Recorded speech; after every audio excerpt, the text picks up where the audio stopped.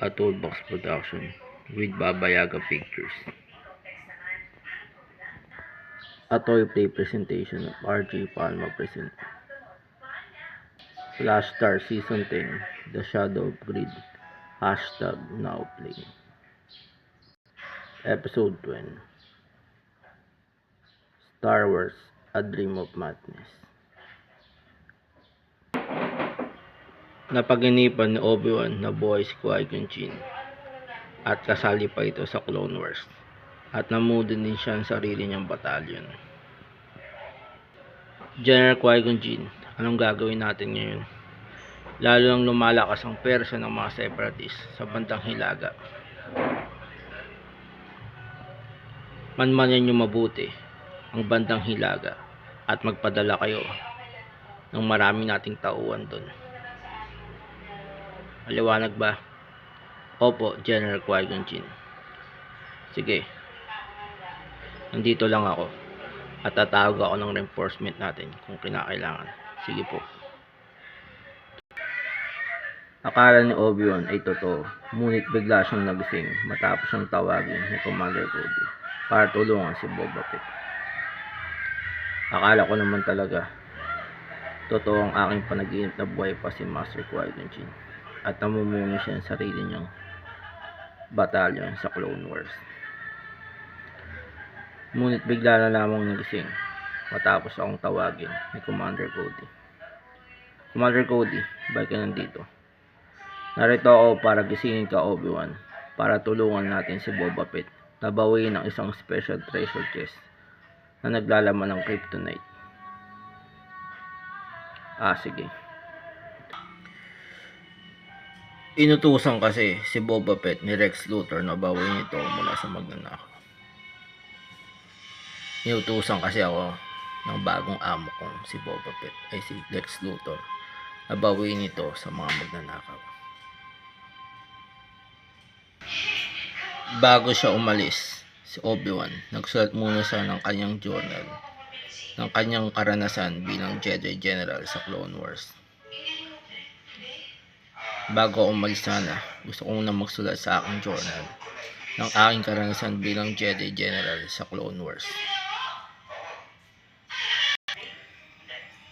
At ako naman ang nakakita sa mga sinulat ni Obi-Wan sa journal niya matapos ko siyang puntahan sa bahay nila.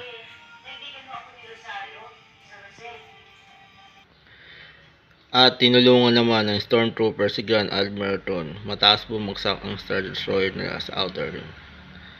Buti lang, Grand Admiral Thrawn, ay natulungan ka namin matapos bumagsak ang Star Destroyer natin dito sa Outer Rim. Maraming salamat sa inyo, mga Stormtrooper. Tapat talaga kayong mga alagad para sa akin. At sabay pinaputokan nila si Ezra Bridger, kaya sabay na patalo nito para makatakas sa loob ng Star Destroyer. Sabay natin paputokan to si Ezra Bridger. Alam ko na. Tatalo na lang ako para makatakas ako dito sa loob ng Star Destroyer na to. Habang pinaputukan ako ng mga Stormtrooper na to. After makatakas ni Ezra kay Thrawn, napadpad siya sa kuta ng mga turtle people at nagpasya siyang mamalagi muna siya dito habang nagpapagaling siya.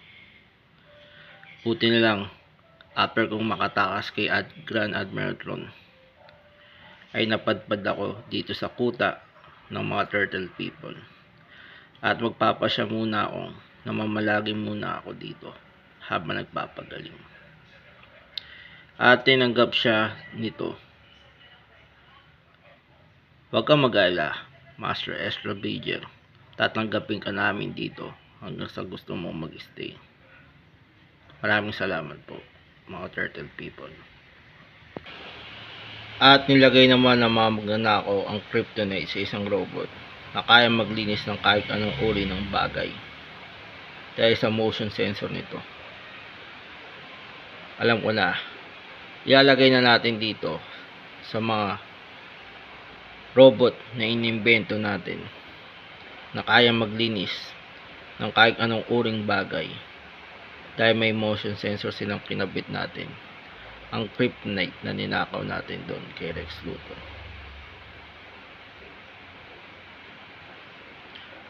Ito lang ang paraan para gumana silang dalawa.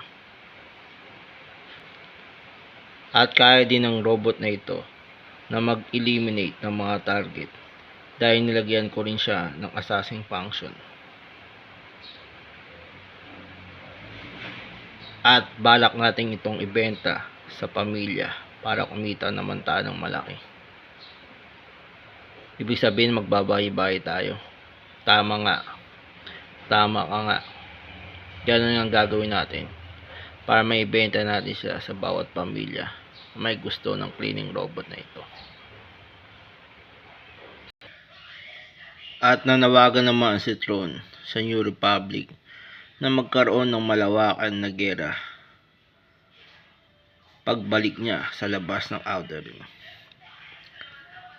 At balak ko naman manawagan sa New Republic na magkakaroon ng malawakang gera pag once nakabalik ako dito sa labas ng Outer Rim.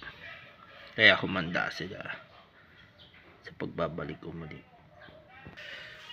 At nadaanan nila Obi-Wan, Commander Cody at Boba Fett ang mga nag-aaraling kabataan sa harap ng isang kumpanya ng langis dahil sa patuloy ang pagtaas nito.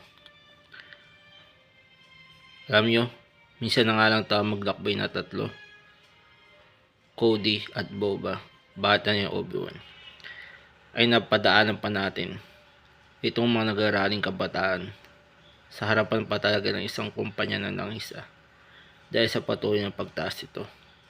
Kung tama ka dyan, di talaga natin maiiwasan yan sa ating paglalakbay, ang mga padaan sa mga ganitong bagay. To be continued.